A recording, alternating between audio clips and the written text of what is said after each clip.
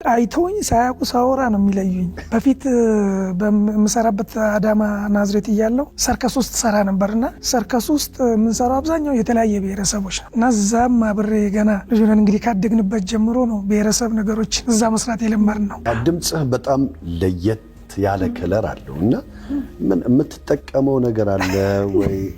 ሐሞት ይባል ነበር። ሐሞት ይባላል። ሐሞት እንዳንተ ሊጎርነን ያለ ኤክሰርሳይዝ የምታረግበት መንገድ የተለየ ነው። ድምጼን እኔ በደንብ ተንከባክቤውም አላውቅም። ባለው ነገር ነው ከልጅነት ጀምሮ እንደዚህ ነው ድምጼ። በቃ ዝግትግት ያለ የተዘጋ ነው። በፊት ስፖርት ላይ የሆነ ቦታ ላይ ተሸፋፍነህ እንኳን በድምጽህ አንተ እንዴት ነው የገጠመህ ነገር አለ? የሚገርምሽ ይሄ በቃ እንደውም አይተውኝ ሳያውቁ ሳወራ ነው የሚለዩኝ።